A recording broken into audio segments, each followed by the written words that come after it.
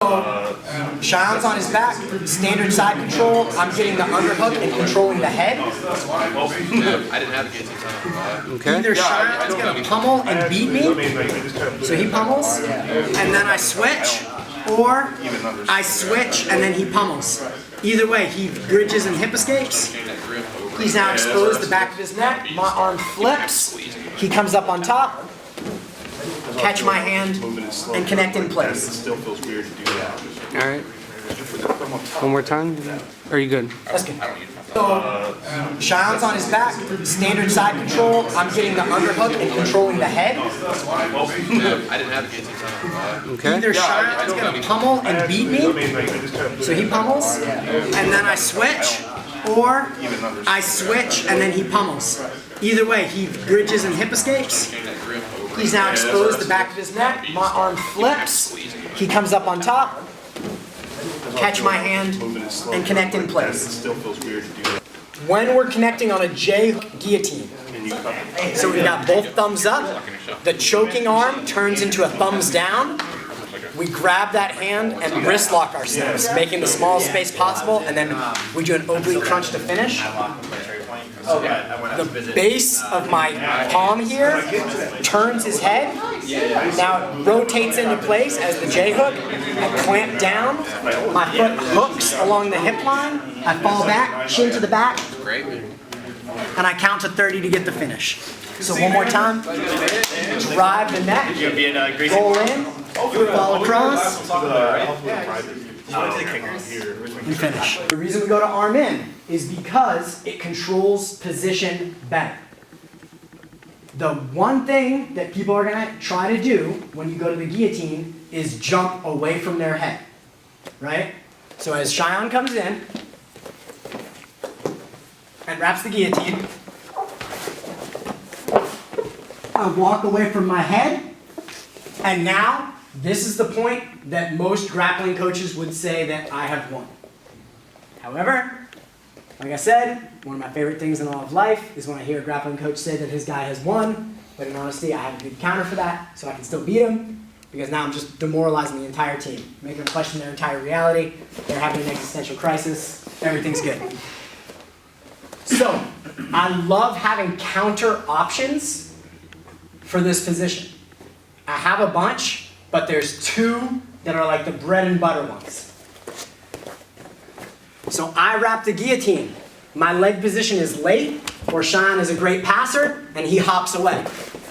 Step one, my foot steps way outside.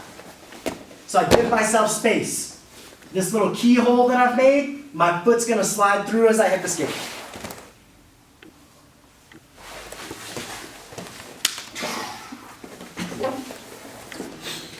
All I'm doing is recreating the sprawl. Whether I go back to the guillotine is incidental because, once again, we're using this to control position. So let's say Cheyonne is one of the greatest grapplers on the planet, which, not far from the truth. I catch the guillotine as he's shooting in on me. He jumps across. He thinks he's won. I sprawl, and I come up and try to take his back, or just get away from the situation. All completely acceptable. If I feel like I've got an advantage with my guillotine, I might press that advantage. But if I want to exit and do something else, I'll do that as well.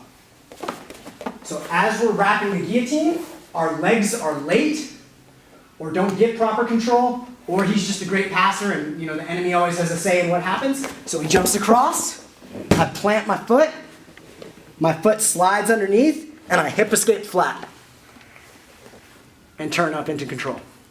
From here, you can see Cheyonne's arm has dropped out of the arm in position. It's in front of me now. So I'm gonna have to make some adjustments on that. For simplicity, right now, he can just reach deep for my hip again and start driving into me.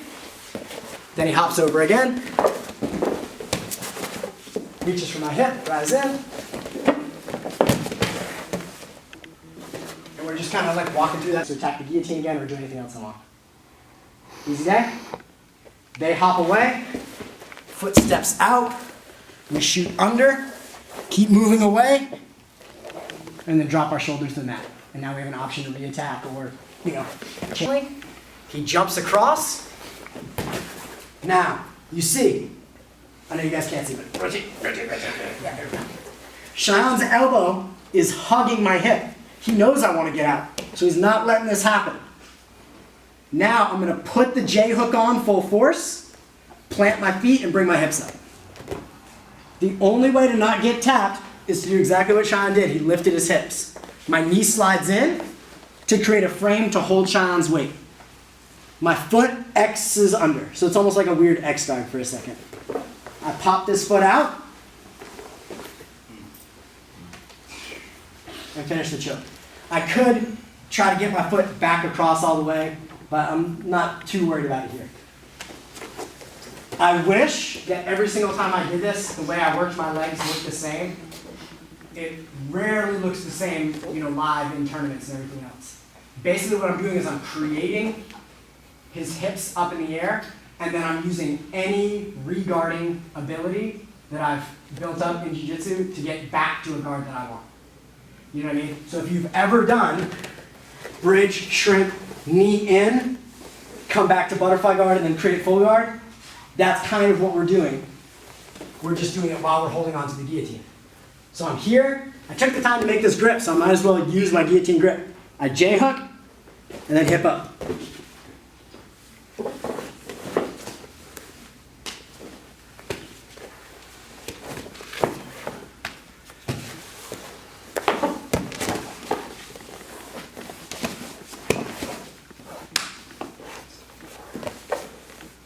The pressure of my choke gets his hips up. The more you practice this J-hook finish and get used to being really deadly with that, the more space they'll have to give you with their hips to not get choked, the easier the transition will be. So the more fear you can put in them, the better. I've gotten guys before where I can get enough on this choke once in a while, especially I'll do a slightly different variation where instead of holding on to the J-hook, I'll jump my hand up. So you see how my thumb is like reaching for my collarbone right now? As Cheyenne comes across, pops wrong side, but he locks my hip. I J-hook, and then hips come up. There we go, boom. Slide in, X, butterfly, put my foot in, hip out, chin.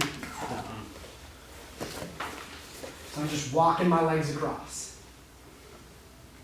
You guys want to give that a try? All right, let's do it. Ready? 1, 2, 3. Ideal world, I want to be legs away from arms, sealing off this side so I can stay on my side. Cheyenne would like to jump his legs across into position. I have about 5 or 6 counters that I use from here, but the 2 most common would be to sprawl or use pressure and get his hips up. So, we're here, we're catching everything the same. Instead of being able to jump across, the pressure's too much, or Cheyenne knows he wants to go this direction, and he rolls flat to his back. So I didn't get any kind of control as we were going, and I'm just hanging out. The first thing I'm gonna do is release my hands and grab Cheyenne's chin, and then my arm is gonna swim to an underhook. Now, if Cheyenne tries to turn back on top of me, towards my head, my chin grip stops him. So he's trying to move this way, chin grip stops him. Really try? There we go. So I'm pulling against his chin to stop him.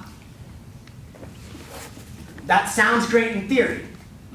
Holding on to somebody's chin who has wrestler gyroscope hips that autocorrect is not always 100%. So I don't like to hang out here and wait for them to figure out how to get out. I try to be quick about this transition. If he tries to move to my legs to come back up on top, the underhook is very easy to keep him.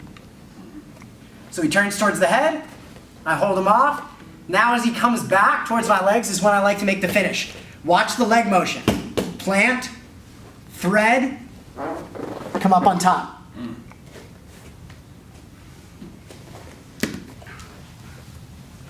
Release the side control. How many people here, from a grappling sense, feel comfortable in top side control? Seems good, right? So if you get nothing else out of this seminar, realize that if you do all of your normal stuff, the stuff you like, this is a way to constantly create top side control, and then you can just go back to the stuff you like. right? If you want to be like the thumb in the collar from mount, walk up and get the arm bar, Hodger Gracie style, man, all day. This will try to go both sides. Now, here is where things are going to get fun. You can see I've got this chin grip, right? But when I went up to side control, I made him tap. The way I did that was I loosened my arm as I'm transitioning, and this thumb shot deeper to this position. But if I shoot deep now, I can't get on top. And if I hold the chin too long, I can't get my hand in. So it has to happen in transition, which is really weird. And up until like the last 2 years, I didn't even know how to explain that part. I just know like, yeah, you get on top and sometimes they tap, right? So we're here, I'm holding the chin. I'm gonna try to narrate as I go. Foot threads, release chin, thumb digs, digs, digs, digs, digs, digs, locks. Now my shoulder blades pull back and I get the tap, I release, and I come up. What I'm not doing to Cheyenne, which is very key, I am not lifting his head up off the mat. This is a neck crank, which is pretty mean, and is gonna undo all that good work we did at the beginning of the seminar, getting you guys loose. I'm here, I just get a big chest and finish. If you're on this choke and your partner's not tapping, don't lift their head unless you really dislike them. Just swim to regular side control, and now you're back in side control. Coach, can you do it from the turn the angle so we can see the choke from this side? Yeah.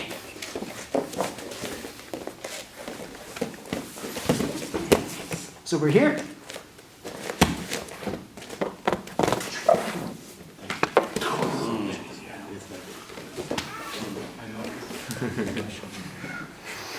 So this is a, Pinching your, sorry, you're pinching your. yeah, it's this. You're pinching your. Shoulders back, chest big. And you can see my elbow lock into my rib cage. And you see how tiny this space is. That's what his head has to fit into. It took me, I really started going for guillotines when I moved out to California and met my coach Brian Harper. He's the one who got me hooked on the arm and guillotine. And yeah, Jay hooked on. Yeah, that's what's up. We'll use that next time. So he's the one who got me set up on this, right? It took me years to hit one of those live. The guys and gals that elevate are hitting them more consistently because, like I said, I've figured out a better understanding of what I'm doing to create the finish. So it's getting to be a quicker process, but there's still a feel element in there of making the transition at the right time. If we're not getting the choke, you have gone from bottom to top, and now you're in side control, right? You didn't even have to pass the guard. You went from bottom to top, never even ended up in guard. You're already in side control, you can get on the attack. Everything's great, so don't get frustrated if the choke is not super intuitive at first, all right? We're getting to our back, overhook becomes an underhook. We're doing that same foot motion of planting the foot, threading the needle under, coming up, release, get tight, finish. If we can't finish, we just release and scoop up the head, and now we're in traditional side control again. I've got Cheyenne.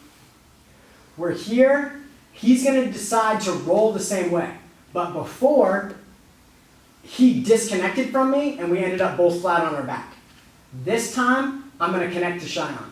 So as I sit, I hook over his leg, go.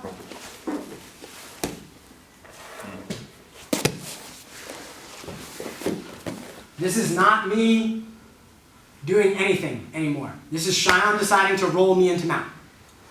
I'm here, he's worried about the threat of the guillotine, go.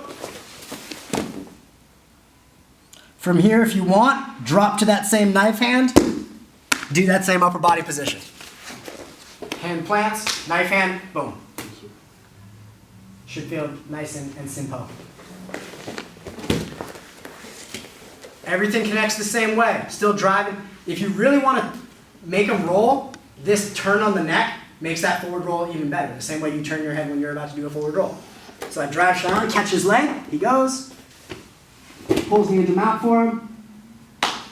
Boom.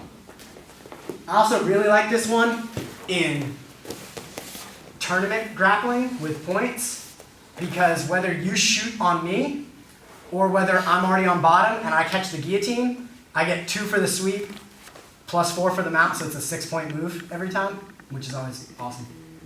Because I have a chance to submit you, but right when you break free of the submission, you're like, yes! Well, I'm up 6-0. And even if you buck me off mount then, I still end up back in my guard and I can just try to guillotine you again. So a lot of times, I don't really think it makes sense grappling scoring wise. Like, I'm not being that dominant, but man, I get a lot of points for it, so I like it.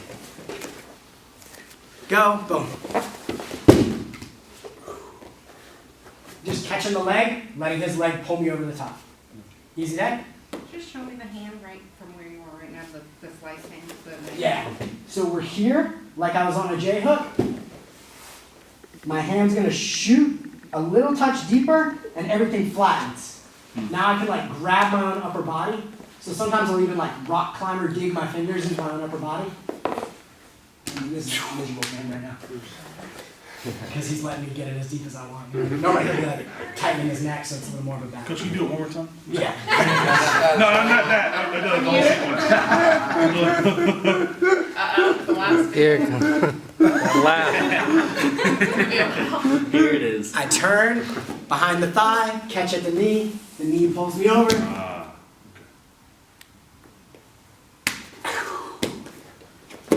Alright, so let's set the guillotine, use the guillotine to sweep. We catch the knee brings us over top to mount. Ready? 1, 2, 3.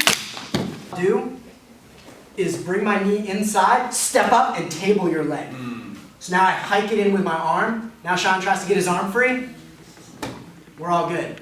So I'll lock you in place and not let you take it out. But for drilling purposes, just grab their hip. There we go.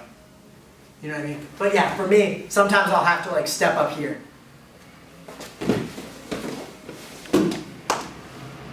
And that's what we're looking for. So uki, person who's getting the move done to them, make sure you are connecting your arm to the back of their hip.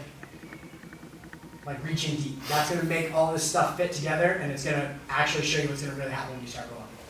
Alright, so let's give it a try. Ready? 1, 2, 3.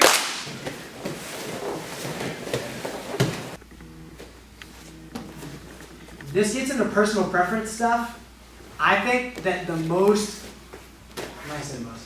one of the most underrated positions in all of grappling is having this rudder in place from mount. If you gave me the choice against mystery opponent X and I could start with my rudder in or in full mount, I would always choose to have this rudder in place. I think it gives me a little more control of his hips. Once I leave and go to mount, now it's my hips on top of his hips, having to stop him from changing the angle. But here, I can use my shin to kind of aid that process. And if he tries to go this way, it's not going to happen because my shin's, so now it's a one-way go. So now I know he's going to go and expose his head on that side, which is like a guillotine side. So it makes life easy, right? I try to set everything to expose for my left arm guillotine if I can. Did I give you points in tournament for mount? You won't get the mount points. So that's the thing. For tournament grappling, but I'm pretty confident that I can free this ankle when I want to for the most part. You know what I mean? So I can always, if they're really bugging me, so let's say we're here, and they've just got gills in their neck, right? I can't finish. And I've gone against guys like that. You can have, I've had guys that like give me my favorite choke, and I can't tap them. Those people exist out there. I'll just go into what I call Frogmouth, where both my feet flip in, I split his legs, and they both slide in at the same time and I get my points. So we're just getting one step ahead. Instead of catching at the knee, I'm catching at the hip. He rolls, I stay right there with him, flop into the middle of his legs with the rudder. Now, I'm like reaching deep with this hand because I'm gonna push and drive this way, as opposed to this way. Lifting his head is not as bad. I drop this elbow and hip in. So I'm closing and my hips are going up his body. Just like when you shoot a wrestling shot, I level change and penetrate. Same thing, when I roll into the guillotine, I get my hips down and then my hips come up for the finish.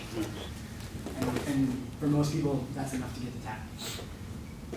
All right, so basically same concept again. Go into our choke, we've got him rolling the way we want. We catch him a little bit earlier this time so we get the hip instead. All right, let's give it a shot. Ready? 1, 2, 3.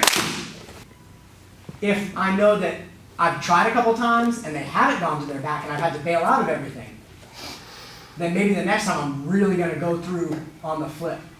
Like one thing that I've started doing a lot, and this is kind of like one of the new adaptations I've had to make in the last 6 months. Because when a lot of people roll with me, they know what I'm going to do. So a lot of people won't let me have my hand under their chin anymore the same way. So they duck their chin, and then they grab my hand, and don't see how Sean's pulling it to his chest, which kind of gives me low access. They'll like push it away from their chest. Yes. All I'll do is grab my own hand and crank his neck. And I twist him over the same way. So you can see the grip that I'm twisting him with. There's nothing underneath his throat. So there's no guillotine threat. But I understand that all this motion with my shoulder and everything else gets him over. So that's the way I'm getting easy sweeps on guys who won't let me underneath the chin. You know, get better grapplers who are fighting more and more to stay low as they go. And when people start getting hip to your game, you just are like, okay, cool. You drive their face through, and then that naturally makes them go. Can you demonstrate that one more time? Yeah, for sure. So we're here. Sean knows what's up. He ducks his own chin, and he grabs my hand to stop it from getting deep. So I just connect, grab my hand so I can twist. And then once I'm here, I can always get back here with my left arm. So everything I try to do, I sit this way. I'm hanging out. We switch. He pummels in. Life's good. A lot of times when he pummels, I'll even use this arm to like just hike him up. Like if he doesn't want to bridge and expose his back, I'll just pull him to exposure and catch the same way. But I digress. We're inside control. He pummels. My arms switch. If they're smaller or just not feeling confident, I can usually just use my arms to like take a little weight off them. So it feels like he has more room to move. He bridges and hip escapes. Boom, boom, boom. Hand snaps in place. He pushes up on top. I catch. Pause. From here, this person can give any reaction they want. Because if he hops over, what do? Pressure The needle. Get the knee in. Thread the needle so we can sprawl, or pressure the choke so we can slide in, so we can get across. I'll move back. Yeah, exactly. So we had the hop over defenses. There's 2 of them. We had he pummels in, boom, I catch. He comes up, he turns to his back. I didn't catch anything. Chin, underhook, up on top, finish. He comes back up. I catch the knee. Mount, finish. I catch the hip, go. Finish. I catch the hip and hold. Done. I can't get the turn this way. He decides to jump the wrong way. Finish. I decide to make him jump the wrong way.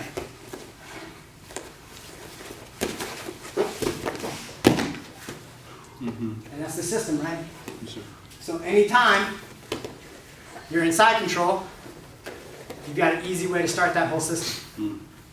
One last thing before I turn you guys loose on practicing. Half guard. I get my knee free in half guard. Now everything becomes the same. I want the underhook. He pummels to beat me. And now we're ready to go. When I'm in mount, if we're spine on spine, which direction is Sean forced to go? Either. He can turn either way, right? There's nothing forcing his choice. So, to make mount, and what I found for most people, like I talked to a lot of people who grapple, and they're like, man, I like side control better than mount. It's easier for me to hold. Why? Because it's only half the options. You don't have to worry about 2 sides of everything. So I've just turned mount into a single side position. The second I get to mount, I put both hands over the top. I grind with my ribcage to turn his face. Which direction is the only way he's available to go? This way. He shows the back of his head, and I catch. Then he decides to bolt up on top, and I'm in place. Now he starts going through his counters, and I just go through my counters to the counters. And the whole time, I'm not squeezing for finishes. I'm just getting into my position, counting to 30, If he's rolled out at any point in 30, I just move on. If he stays in place, I count to 30 and then reset. If I'm sitting here on the choke and I haven't been able to create a sweep and Cheyenne is just wanting to like bulldog in and stay here, I re-sprawl myself to get out of the position. I drop his arm and I just take his back. Then I just get to work from there. So there's no dead ends here. There's no dead ends on the street. All right? So starting from bottom side control, getting to the underhook, and driving up on top, the person's going to start shooting their guillotine mechanics, and you guys can start working through the options and find the ones that resonate with you the best, that seem like the easiest, and start kind of practicing through those. All right? Ready? 1, 2, 3. We're going to perform a long step. So if you've seen a lot of guys who are really good passers, they tend to drop their hip, their foot lifts, and then circles low until it steps out. Then we're going to bridge. So when Cheyenne goes, if he goes, and this is why I like the no arm better, I can't figure this out while we're stagnant. I have to thread this on the fly. So he's gonna, let's switch it. He wraps the arm in guillotine. Boom. Chill, chill, chill. Stop for a second. I can't, if he locks his grip, I can't free my arm this way. So, as he sits to the guillotine, my hip drops, I long step and shorten my forearm. So my forearm's in the choke. Now he tries to put any finishing pressure on, we're all good. He can't find a wrap that works. I bridge off my feet, drive heavy on my shoulder. Now I walk around and take my arm out. This is what wrestlers figured out how to do when I trained with them for a really long time. After I beat them every single other way, they were, I don't think they ever conceptually understood what they were doing, but this is what they do to stop me. And I've kind of figured out some defenses to that. But this will work against 99 out of 100 guillotines. He's arm in. I can't get this elbow free, so I drop in long step, and my arm shortens up at the same time, and then I drive in. Now I wrap underneath and catch. If he's already sat through to the guard, but he's got that leg position that we talked about,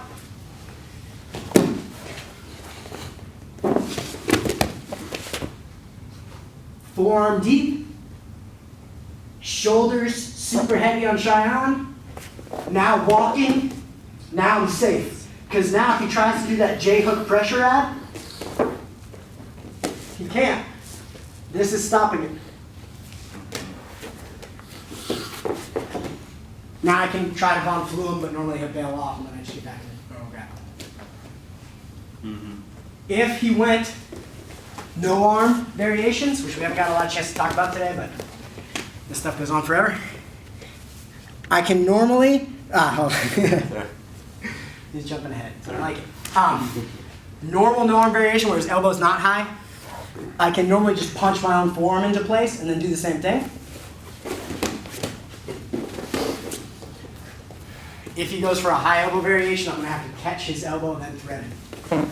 So if he goes high elbow, I have to catch, roll through, and come underneath.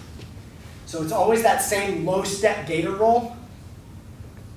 The second I get through, I need to get my weight on top of him. If I don't, he's going to counter. So I get my weight up, and then I walk around until the angle's where I like it, and then I take both my arms out and get back to normal grappling. Can you do that one slow again? I'm sorry. Yeah. That was The armless one? the armless. Yeah, sorry. Are you going high elbow or not? No. No, okay. Here, I just punch my hand in till I'm forearm deep.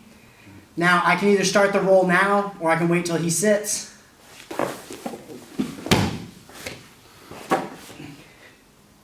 Now I'm just bridging and chilling. Control his hand. Turn back in. However you can get out of that, right? In the high elbow. when guys go high elbow, I just like that normal Gracie defense that we talked about earlier. It actually is nice for the high elbow. I just catch their elbow instead of their shoulder.